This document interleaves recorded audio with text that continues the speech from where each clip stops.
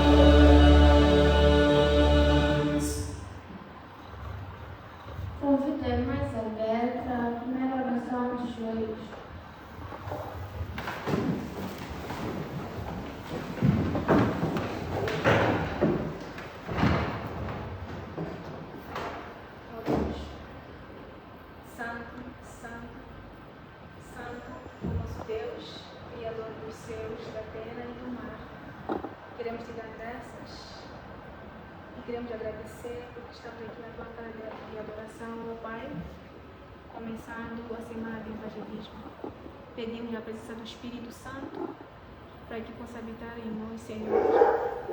Ensina-nos, Senhor, a elevar os nossos corações diante do seu trono. Pedimos a presença do Senhor e que todo o trabalho possa ser, tudo o que for acontecer, seja de acordo com a sua vontade. Toca corações de todos os irmãos, Senhor, para que eles possam vir aqui e ouvir a sua mensagem. Esteja com a nossa pregadora, inspira-lhe, Senhor, para que ela possa falar de acordo com a sua vontade. Seja conosco até o fim do programa. É tudo o que te pedimos, te agradecemos, em nome de Jesus. Amém. Amém.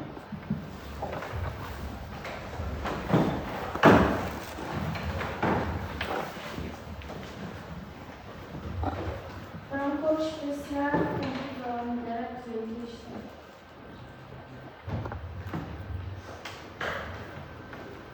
Jala mama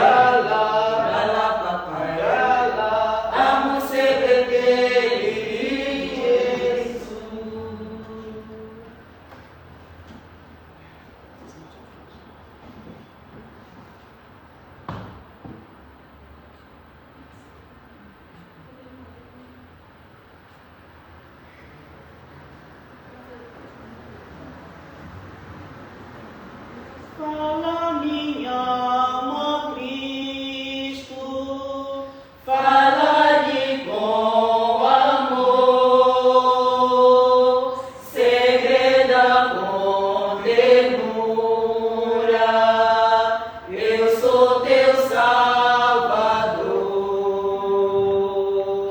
Faz-me bem disposto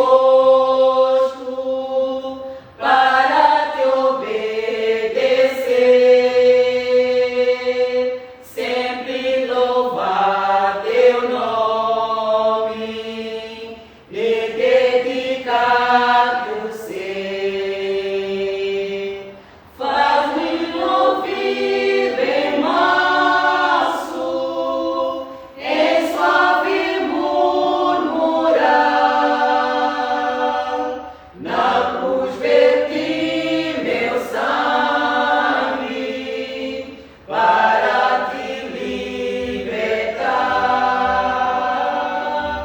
Fala-me cada dia, fala com terno amor, segreda-me ao ouvido, tu tens um Salvador. Fala aos teus filhos sempre, dá-lhes a direção, enche-os de grande gozo, mesmo na provação.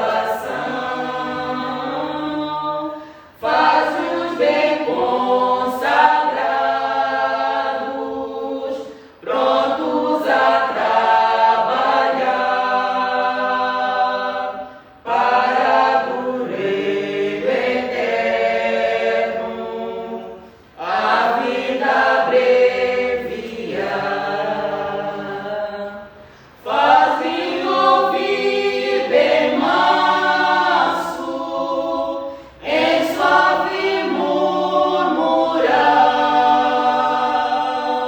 na cruz verti meu sangue para te libertar. Fala-me cada dia, fala com terno amor, segreda-me ao ouvido, tu tens um Salvador.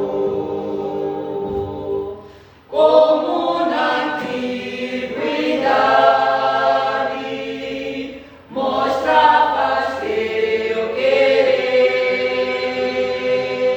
revela-me hoje e sempre qual seja meu dever. A ti somente eu quero louvores entoar, teu nome eternamente engrandecer e orar. Faz-me ouvir bem manso, em suave murmurar,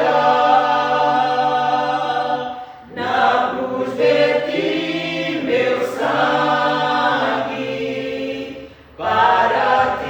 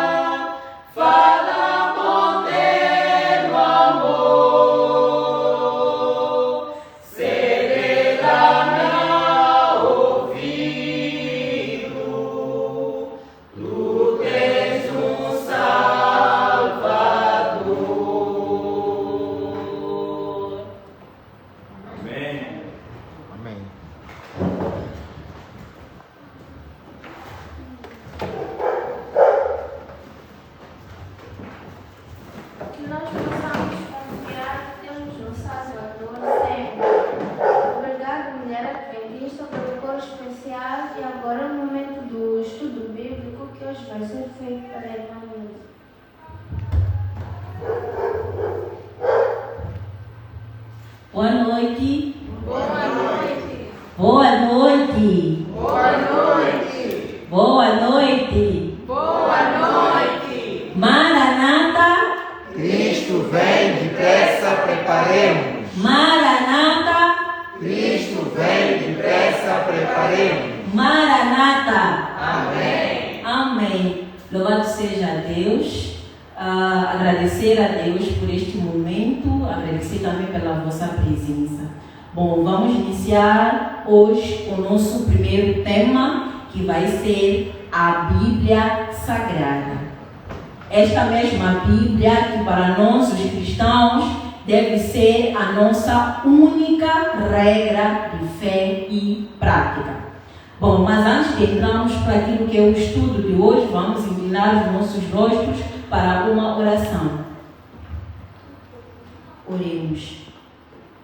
Bondoso Deus, maravilhoso Pai que habita nas nações celestiais, queremos, Senhor, invocar a Tua Santa Presença neste lugar e pedir, Senhor, para que o Teu Santo Espírito seja conosco, para que nos ajude no entendimento da Tua Santa Palavra, que esta Palavra, Senhor, não possa sair daqui vazia, mas que possa transformar os nossos corações. Entregamos, Senhor, este programa nas Tuas santas e poderosas mãos, em nome e por amor de Jesus. Amém.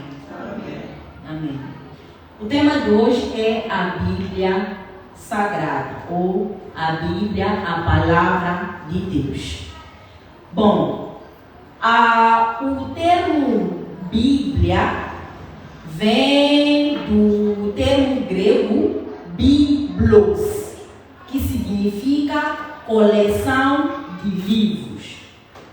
Vem do termo grego biblos, que significa coleção de livros.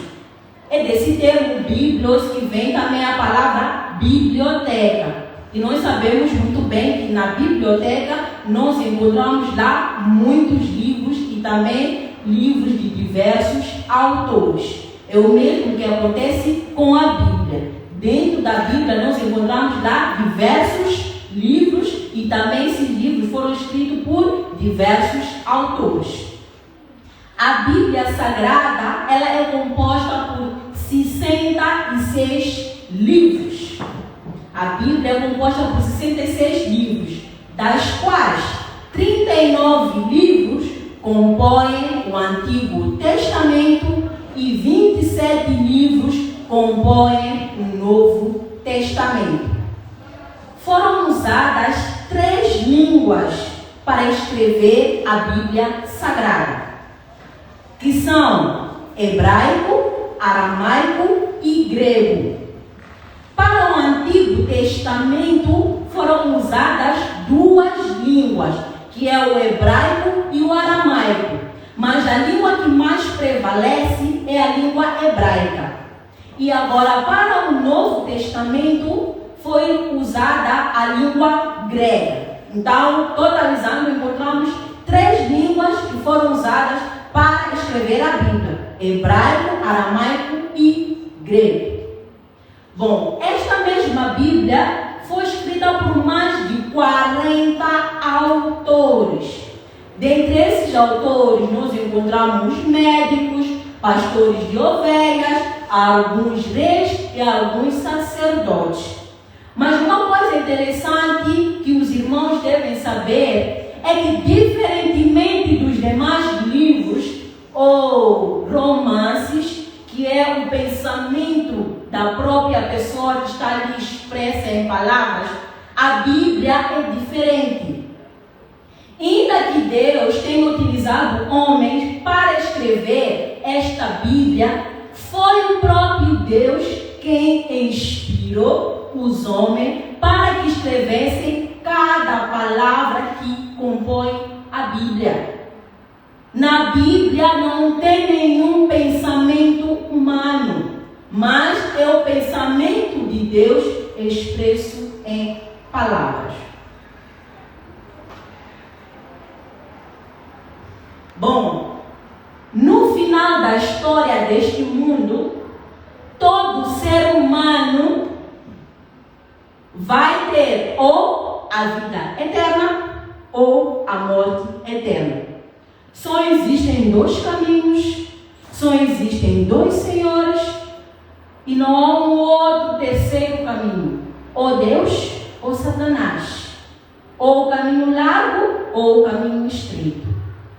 E para nos ajudar a fazer uma escolha certa, escolhendo o caminho de Deus, o caminho estreito e o caminho que nos levará à vida eterna, o nosso Deus nos deixou este manual que é a Bíblia. Esta Bíblia, ela contém todas as orientações necessárias para nos ajudar a tomar posse da vida eterna. Todos nós aqui almejamos o céu. Todos nós almejamos ter a vida eterna. E para nos ajudar a fazer essa escolha, Deus nos deixou este manual. Então, a pessoa que estuda a Bíblia com o coração aberto vai encontrar lá orientações que lhe levarão à vida eterna.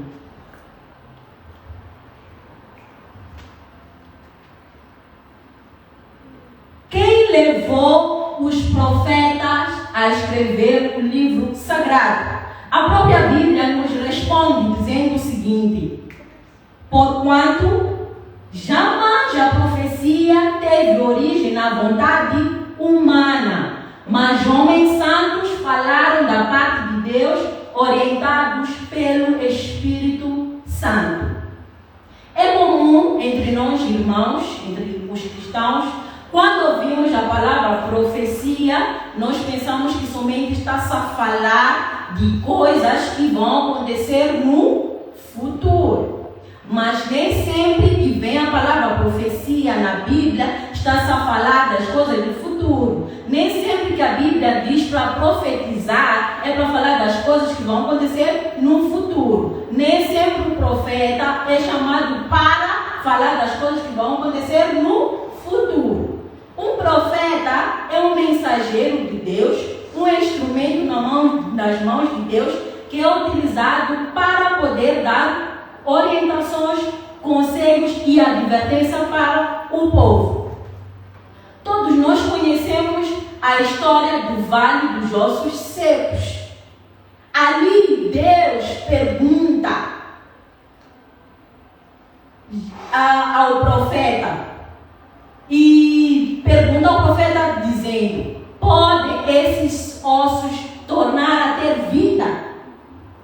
E o profeta responde: Senhor, tu sabes. E Deus diz: profetize. Aqueles ossos secos representavam o povo de Israel, que estava morto espiritualmente. Então, quando Deus estava a dizer para profetizar, não estava a dizer para falar coisas concernentes ao futuro, mas estava a dizer para pregar a palavra, para orientar, para instruir. Então, aquilo que Deus estava a dizer: olha, profetize para esses ossos secos. Fale da minha palavra para esses ossos secos poderem despertar. Então, a profecia aqui refere-se à palavra de Deus. E a palavra de Deus, como diz a própria Bíblia, não teve origem no pensamento humano. Foi o próprio Deus quem inspirou os profetas para que esta mesma palavra fosse escrita e foram orientados pelo Espírito Santo. E por que Deus decidiu escrever a Bíblia? Bom, no livro de João, capítulo 20, versículo 31, encontramos as seguintes palavras: estes, porém, estão escritas para que crês que Jesus é o Cristo, o Filho de Deus, e para que crendo tenhas vida em seu nome. Numa outra passagem da Bíblia vem o seguinte: a fé vem pelo ouvir e ouvir a palavra de Deus. Para que eu tenha fé, para que eu creia em Jesus Cristo, eu preciso ouvir, eu preciso conhecer esse Jesus Cristo. Não tenho como crer em alguém que não conheço e não tenho como crer em alguém que nunca ouvi falar. Então Deus inspirou as pessoas a escreverem a Bíblia para revelarem quem é Jesus, para revelarem quem objetivos pelos quais Deus decidiu escrever a Bíblia é para nos mostrar e nos revelar quem é Jesus Cristo. Para que, tendo o conhecimento desse Jesus Cristo, nós possamos crer e assim possamos ter vida em seu nome. O outro texto diz: examinai as Escrituras, porque vós cuidais ter nelas a vida eterna, e são elas mesmas que testificam de mim. Aqui é Jesus Cristo falando que, olha, vocês examinam as Escrituras, porque vocês acreditam que tem nela a vida eterna. Se nós queremos ter a vida eterna, precisamos examinar as Escrituras, porque as Escrituras também testificam de quem é Jesus Cristo, que é o nosso Salvador. Outro texto diz: Jesus, porém, respondendo, disse: está escrito, nem só de pão viverá o homem, mas de toda a palavra que sai da boca de Deus. Mateus 4, versículo 4. Então nós, como cristãos, precisamos do pão espiritual, que é a palavra de Deus. Esta palavra é quem nos mantém firmes na nossa fé e nos mantém ainda a crer em Jesus Cristo e nos faz também ter esperança do amanhã. Então é por isso que Deus achou melhor inspirar o homem para escreverem a Bíblia. Então, a maior razão pela qual devemos nos tornar familiarizados com as Santas Escrituras é que ela está cheia de imagens que nos revelam Jesus Cristo e que nos asseguram a vida eterna. Podemos esquecer tudo que eu já falei até aqui, mas devemos sair com isso aqui. A maior razão pela qual Deus decidiu inspirar os homens é porque Ele se importa com a nossa salvação. E para termos salvação, nós precisamos ter o conhecimento de Jesus Cristo. E esse conhecimento é adquirido na palavra de Deus. Segundo Jesus Cristo, qual é a fonte da verdade? Muitas pessoas lá fora dizem que não existe uma verdade absoluta. A verdade é relativa. Não existe uma única verdade. Mas Jesus Cristo contesta essa ideia, dizendo o seguinte: santifique-os na verdade. A tua palavra é a verdade. João 17, versículo 17. Existe-se uma verdade absoluta.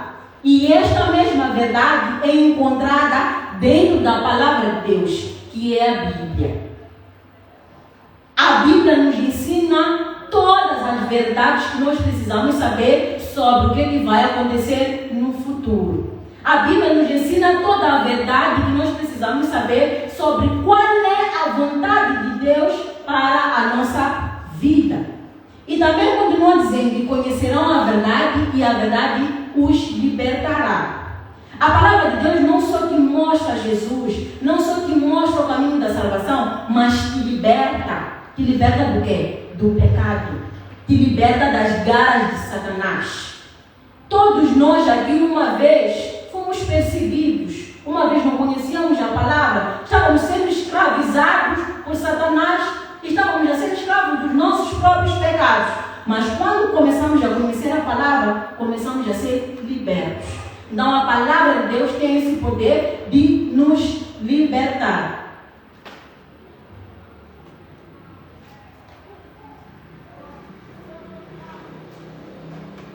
A Bíblia é comparada ao quê? Bom, no livro de Salmos 119, versículo 105, a palavra de Deus diz o seguinte: lâmpada para os meus pés é a sua palavra e luz para os meus caminhos. Qual é a função da lâmpada? Ou da luz? Para iluminar. Exatamente. Iluminar um local que está Escuro. exato. Então, o salmista, ele usa essa metáfora porque nós sabemos que o povo de Israel viveu muito tempo no deserto. E no deserto existiam muitos perigos, principalmente de noite. Então, quando eles saíssem de noite, eles precisavam da lamparina para poder focar nos seus pés, a fim de que eles possam ver onde estão a pisar. Para poder se livrar de pisar escorpiões, pisar cobras ou entrar num buraco. Então, tendo esse conhecimento de que a lamparina que lhe ajuda a enxergar melhor, para não cair em qualquer buraco ou pisar numa coisa que é perigosa, o salmista diz: a lâmpada para os meus pés é a sua palavra. Então, a palavra de Deus serve de lâmpada e de luz para os cristãos neste mundo hoje que está envolvido em trevas, tanto morais como espirituais. Morais, hoje em dia, nós já ouvimos que já se celebra casamento homossexual. A moralidade está a decair, algo que Deus abomina. No que diz respeito a questões espirituais, tem muitas teorias por aí, tem muitas doutrinas, por exemplo, que a vida após a morte, que quando a pessoa morre, se foi boa, vai para o céu, se foi má, vai para o inferno. Então a Bíblia vem para trazer luz diante de todas essas trevas que há aqui no mundo hoje. Não só a Bíblia nos traz a luz diante de trevas que existem no mundo hoje, mas também ela nos ensina a maneira correta de viver. Como cristãos, nós temos que ter a Bíblia e somente a Bíblia como a nosso guia. Não podemos ouvir as palavras de homens. Se em algum momento no teu trabalho, o teu chefe te pede uma coisa que entra em choque com aquilo que é a palavra de Deus, você tem que ficar com a palavra de Deus. Se em algum momento os teus amigos das faculdades, da escola ou mesmo do trabalho te aconselham a fazer uma coisa que você sabe que isso entra em choque com a palavra de Deus, com os princípios de Deus, você deve ficar com a Bíblia. Então a Bíblia nos ensina a maneira correta de viver. Com que frequência devemos ler a Bíblia, irmãos? Uma vez por semana? Uma vez por mês? Ou uma vez por ano? Com que frequência nós devemos ler a Bíblia? Diariamente. Constantemente. E a Bíblia nos responde no livro de Deuteronômio dizendo o seguinte: trará sempre essa cópia consigo e terá que lê-la todos os dias da sua vida, a fim de que aprenda a amar reverentemente a Yahweh, a Deus, e a cumprir fielmente toda a palavra da Torá, que é a lei, bem como todos os seus mandamentos. Como é que eu vou cumprir com a vontade de Deus se eu não leio a Bíblia? É complicado. Como é que eu vou saber que roubar é pecado se eu não leio a Bíblia?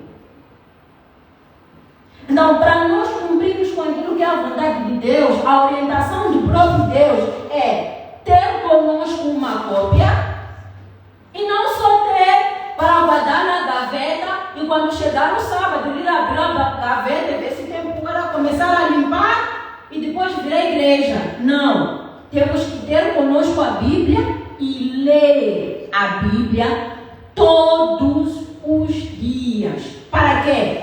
Para que nós possamos aprender a amar reverentemente a Deus. Como é que eu vou amar uma pessoa que eu não conheço? Não tenho como amar alguém que não conheço. Então, quando eu estudo a Bíblia, leio as maravilhas da criação, vejo os milagres que Deus fez para com o seu povo, vejo a misericórdia que Deus tem para com o seu povo, aí eu aprendo a amar mais a Deus por aquilo que Ele tem feito por nós. E também não só, eu aprendo também a reverenciar, a respeitar a Deus. Eu não vou sair por aí a fazer memes sobre Deus, sobre a sua palavra, porque eu respeito, eu honro ao meu Deus. E também, quando nos passamos a ler a Bíblia todos os dias, nós vamos poder cumprir fielmente toda a palavra. Se nós queremos cumprir com a vontade de Deus, esta vontade está revelada na sua palavra. E você precisa ler para poder cumprir com a vontade de Deus. e também para cumprir todos os seus mandamentos.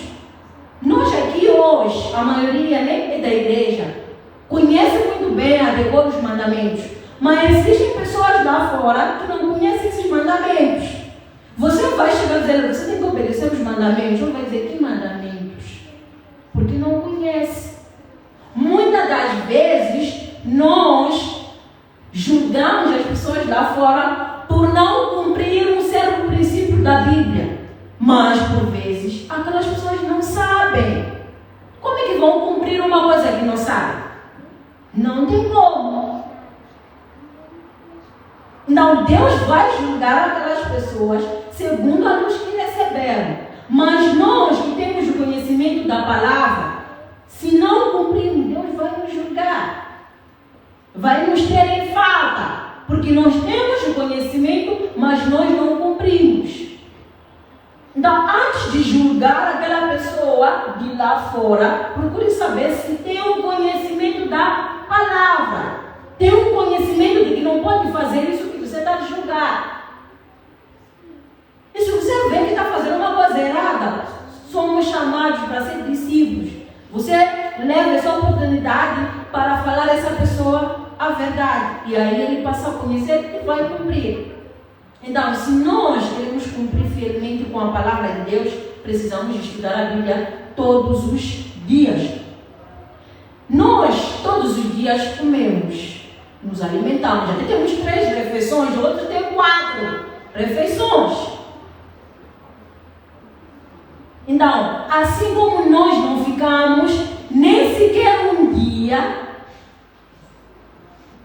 sem nos alimentar, seja de manhã, de tarde, de noite, também não devemos ficar nem sequer um dia sem ler a palavra de Deus. Porque o nosso ser espiritual também precisa ser alimentado. Imaginemos, queridos irmãos, vou dar uma ilustração e eu vou pedir com que os irmãos possam dar a resposta dessa ilustração que eu vou cá deixar. Imaginemos que estamos num zoológico e temos lá 2 leões. E esses leões vão lutar no domingo. Então, durante a semana, somente é alimentado um leão. E o outro leão é deixado a passar fome. No dia da luta, que leão os irmãos acham que vai vencer? O que foi alimentado ou o que foi deixado passar fome? Por quê? Exatamente. O mesmo acontece na ocasião da tentação. Se você não se alimenta diariamente com a palavra de Deus, e você só passa tempo a assistir novelas, filmes, a conversar com os amigos, em jogos, no dia da tentação, que natureza vai ganhar? A espiritual ou a carnal? Nós vamos ceder ou não à tentação? Porque não teremos força suficiente para vencer aquela tentação.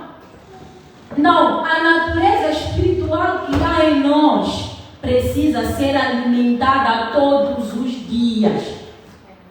Se nós alimentarmos a natureza espiritual todos os dias, vai ser muito fácil vencer as tentações. Jesus Cristo, quando esteve aqui em terra, em nenhum momento usou seu poder divino para benefício próprio. Ele usava o poder divino para o benefício dos outros, mas em nenhum momento usou o poder divino para benefício próprio. Porque se assim o fizesse, Satanás iria lhe acusar. Dizer, olha, você pediu isso das suas criaturas, mas você mesmo não consegue fazer na sua natureza humana, precisa da natureza divina para vencer certas coisas. Então, Jesus não usou em nenhum momento a natureza divina para o benefício próprio. Todas as tentações que Jesus Cristo venceu e todas as provações que ele venceu foi porque ele tinha comunhão com o Pai através da oração e através do estudo da Bíblia. Ele conhecia muito bem a Bíblia. Por isso, quando ele foi tentado no deserto, ele disse a Satanás: nem só de pão viverá o homem, mas de toda a palavra que procede da boca de Deus. E uma outra coisa, irmãos, não só devemos conhecer os versos da Bíblia, temos que saber também a sua interpretação. Porque Satanás, quando viu que, olha, Jesus está usando a palavra de Deus, disse: ok, vou entrar também no jogo dele. Ele também usou a palavra de Deus. Disse: também está escrito que se você se atirar, ele vai enviar os anjos para virem te ajudar. Mas ele estava usando um texto fora de contexto. Em nenhum momento Deus vai enviar proteção enquanto você for se meter na cova sozinho. Deus não faz isso. E Satanás queria que Jesus fizesse isso.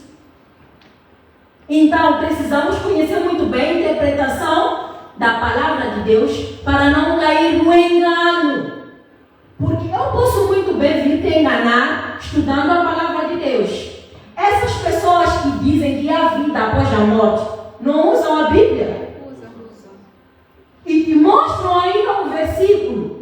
Por exemplo, a parábola do rico e Lázaro. Muitos usam esse versículo. Olha, está aqui. O rico, quando morreu, foi para o inferno e Lázaro foi para o seio de Abraão. Eles usam esse versículo. Mas nós precisamos conhecer a real interpretação. Primeiro, isto era uma parábola. E uma parábola é uma história fictícia. Não constitui a verdade. Não só devemos pegar um versículo isolado para fundamentar uma doutrina. Temos que procurar em outros textos da Bíblia o que diz sobre a questão dos mortos. E se essa parábola constituísse a verdade, então o céu não seria um lugar de alegria. Por quê? Nós iríamos contemplar os nossos irmãos perdidos lá a queimar. Porque nesta parábola mostra que existe uma comunicação para quem está no céu e para quem está lá no inferno. Imagina você estar no céu, a desfrutar da lei. Você está no céu, tem uma pessoa conhecida, teu familiar, que infelizmente não quis aceitar a Jesus Cristo, está ali a queimar, você está a contemplar. Você vai ficar feliz. O céu não seria um lugar de alegria. E em nenhum momento a Bíblia diz que existe essa comunicação entre quem está no inferno e quem está no céu. Então, isso era uma parábola porque Deus queria transmitir um conhecimento para o povo de Israel. O rico, nesta parábola, representava o povo judeu, principalmente os fariseus. Porque eles se gloriavam que, olha, porque eu venho da descendência de Abraão, eu já tenho a salvação garantida. Mas estava a rejeitar a quem? A Jesus Cristo. Mas enquanto o pobre não aceitava Jesus Cristo. Então, o que Jesus Cristo estava ensinando nessa palavra é o status. Não é o status que vai te levar à salvação. Não é porque você vem da linhagem de Abraão carnal que vai te levar à salvação. Não é porque você está dentro da igreja adventista, que é a igreja verdadeira, que Deus escolheu para esses últimos dias, que vai te levar à salvação, enquanto você não tiver comunhão com Cristo. Era este ensinamento que Deus queria trazer nessa parábola. Então é muito importante procurarmos estudar a palavra de Deus. Primeiro, não com ideias já preconcebidas. Devemos ir estudar a palavra de Deus com o coração aberto, disposto a aprender do Espírito Santo. A Bíblia não é um livro qualquer, que você pode ter a sua qualquer interpretação. No verso que eu li que falava sobre que a Bíblia, sobre que a profecia não foi escrita por homem algum, mas homens santos foram inspirados por Deus. No verso acima diz que nenhuma interpretação da Bíblia vem do pensamento humano. Depois aqui vem esse versículo aí, para mostrar que o quê? O mesmo Espírito que inspirou os homens a escreverem a Bíblia tem que ser o mesmo Espírito que deve inspirar na interpretação, para que você não tenha doutrinas que não estão de acordo com aquilo que Deus falou.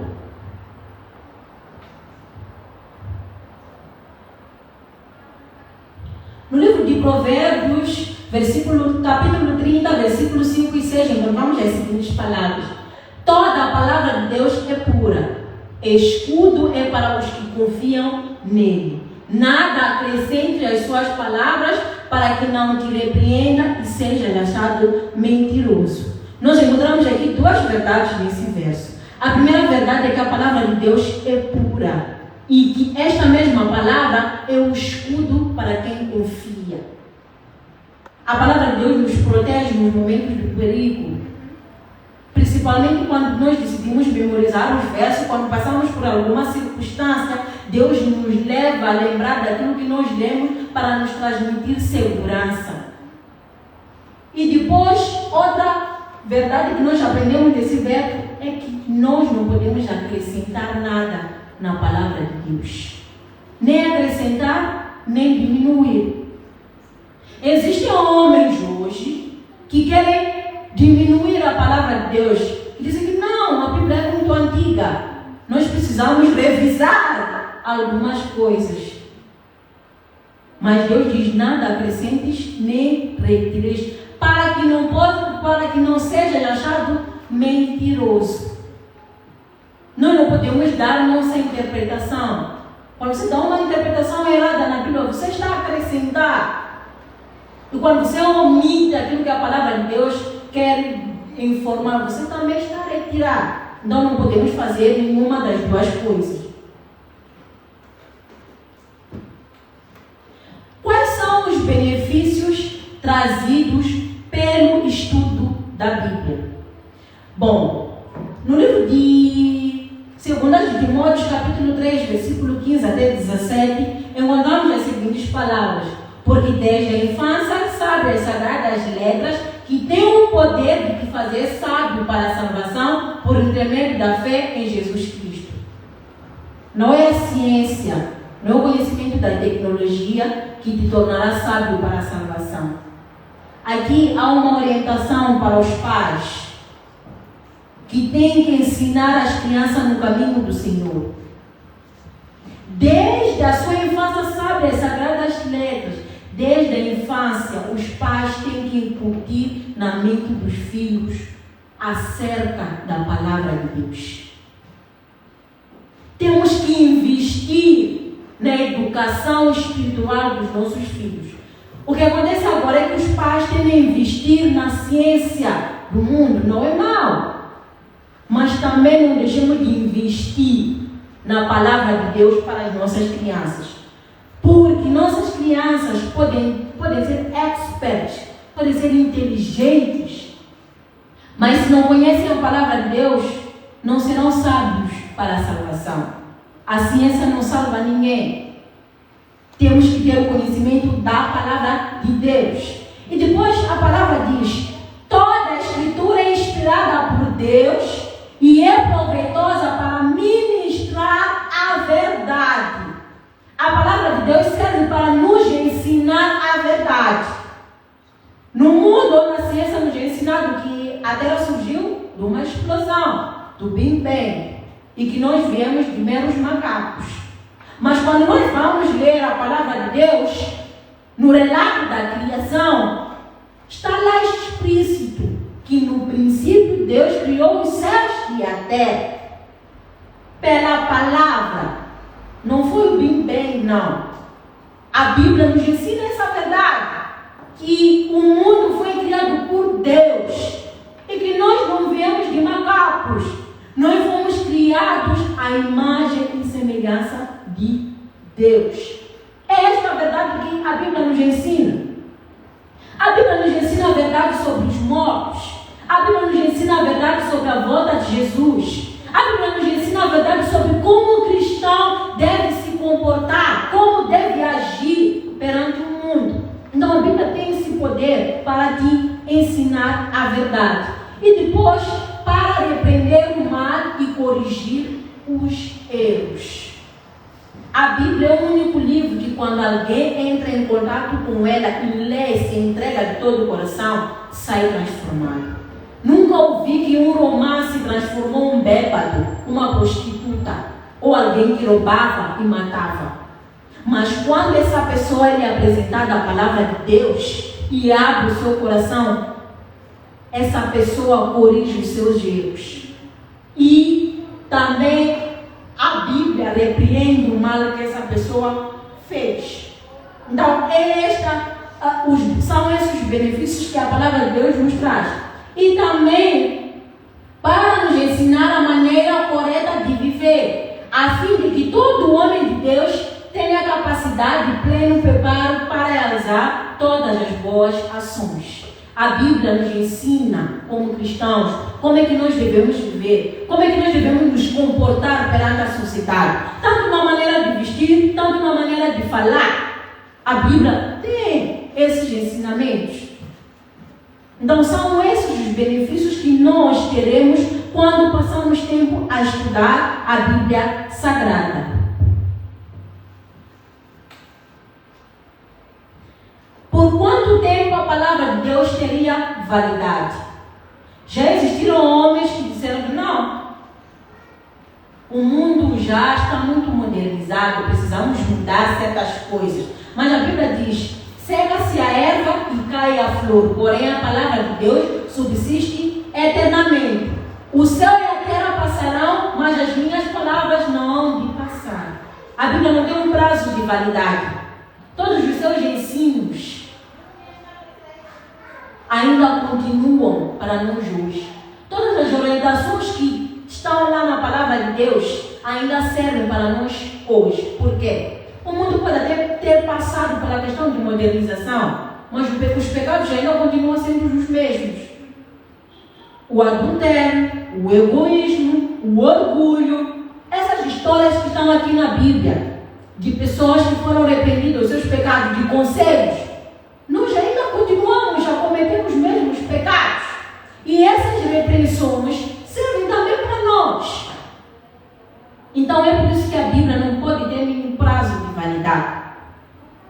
Ela é válida para nós até hoje. Tanto o Antigo como o Novo Testamento. Porque alguns que dizem, não, o Antigo Testamento já foi ultrapassado. Mas nós devemos ficar apenas com o Novo Testamento.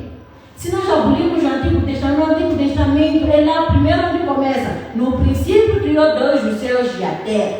Onde nós temos o conhecimento de que Deus foi quem criou todas as coisas. Se nós abolirmos lá o Antigo Testamento, dizer que não mais existe, temos que ficar com o Novo Testamento. Vamos perder muitas verdades, muitas orientações da Bíblia.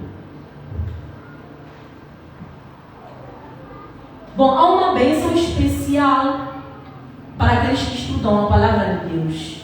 E esta bênção é: mas ele respondeu, antes bem-aventurados os que ouvem a palavra de Deus e observam. E a mesma promessa que está em Lucas encontra-se no livro do Apocalipse em seguintes palavras: bem-aventurados aqueles que leem e aqueles que ouvem as palavras da profecia e guardam nela e guardam as coisas que nelas estão escritas. Nós vamos ser felizes, vamos ser bem-aventurados quando nós lemos e guardamos aquilo que aqui está escrito.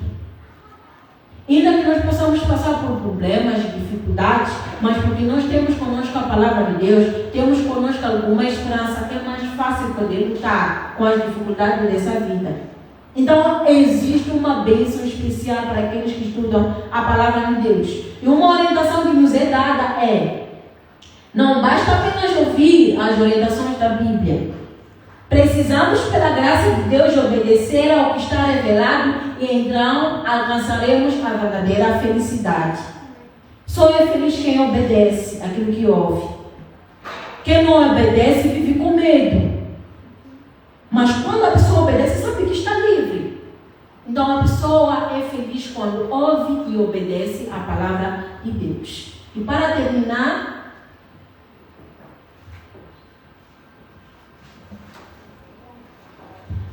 no livro de Isaías, capítulo 28, versículo 10, diz o seguinte: porque mandamento sobre mandamento, mandamento sobre mandamento, linha sobre linha, linha sobre linha, um pouco aqui, um pouco aqui. Aqui nos é dada a orientação de como é que nós devemos estudar a Bíblia. Quero estudar sobre a salvação. O que o livro de Mateus fala?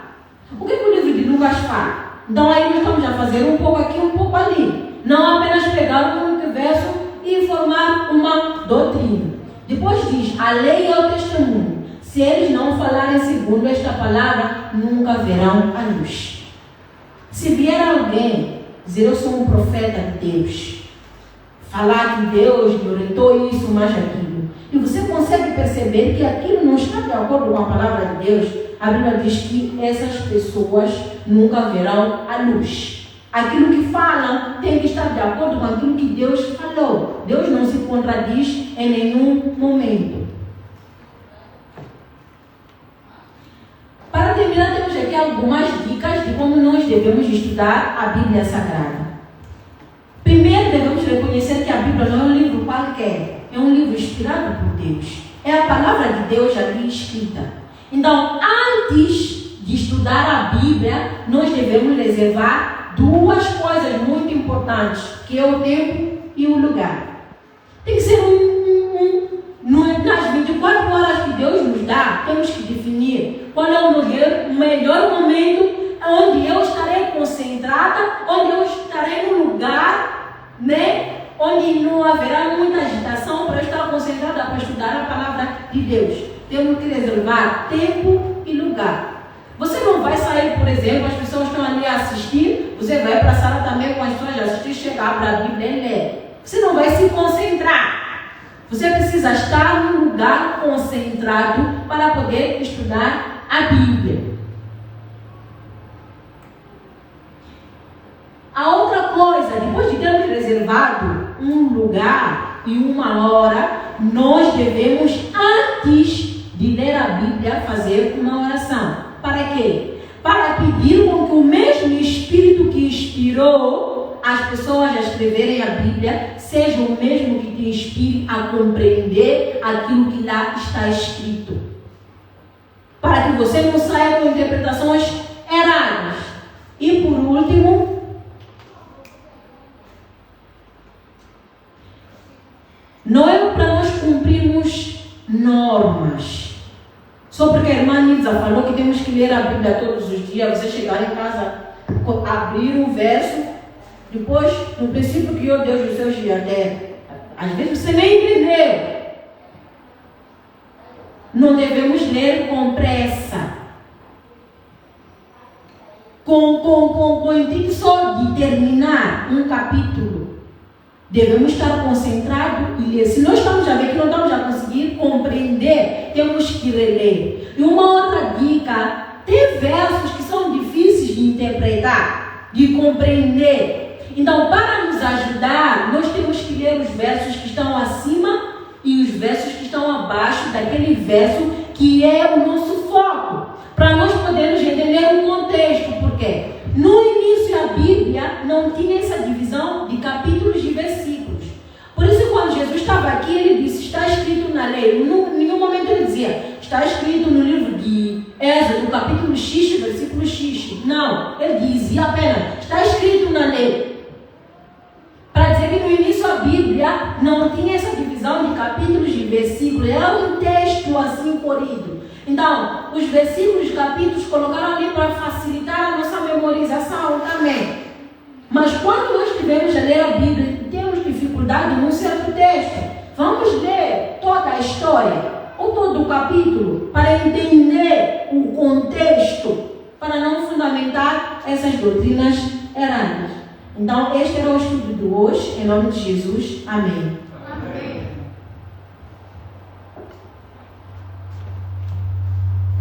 Obrigada, irmã Nilza, pelo estudo da Bíblia. Nós conseguimos compreender a origem e o objetivo da Bíblia. Esse é um momento de oração e gostaria de saber se alguém tem um pedido de oração especial.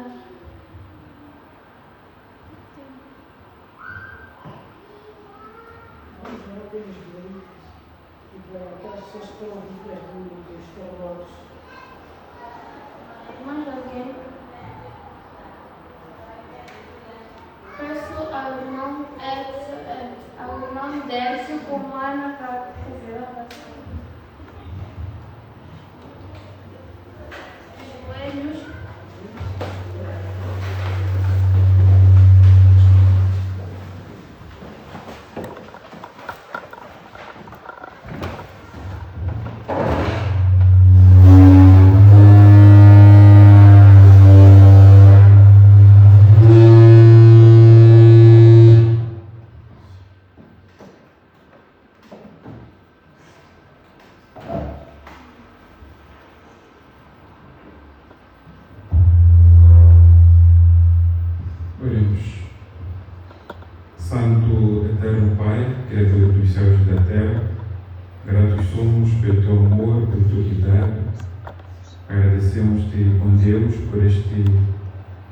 que o Senhor nos concede podermos aprender sobre a tua palavra, da sua origem, assim como o impacto que ela tem nas nossas vidas e aquilo que nós podemos também aprender nela.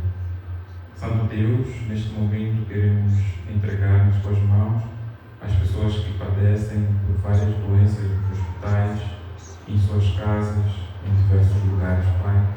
Sabemos que o Senhor é o médico dos médicos, sabemos que o Senhor, através do teu toque, pode operar um milagre de cura. Pedimos, bom Pai, que a sua mão possa estender-se para estas pessoas, Pai. Queremos entregar também nas tuas mãos as vítimas de terremotos. Queremos pedir que o Senhor possa nos acolher, o Senhor possa tocar a pessoas que possam também tocar essas outras pessoas para ajudá-las em diversas situações em que se encontram com Deus.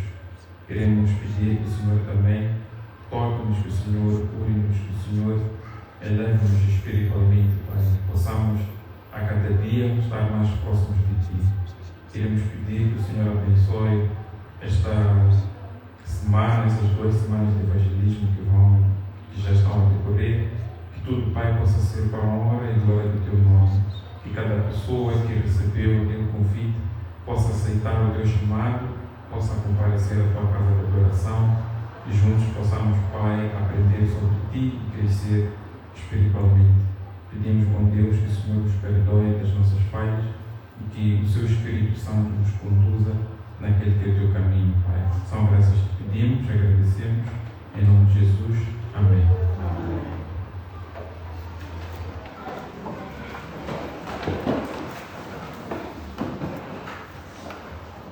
Em pé, vamos entoar o nosso último hino, 503.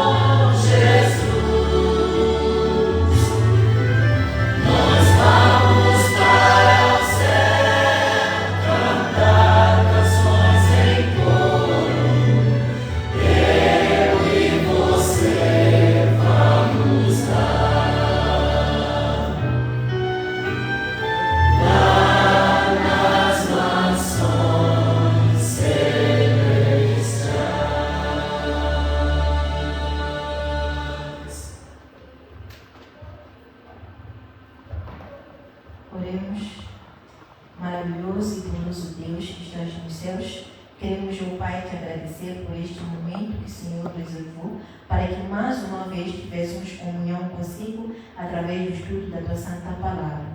Pedimos, Senhor, para que possa nos levar em paz para casa e com segurança e que esta palavra, Senhor, possa nos transformar e que nós que ouvimos hoje possamos transmitir para os outros. Em nome e por amor de Jesus.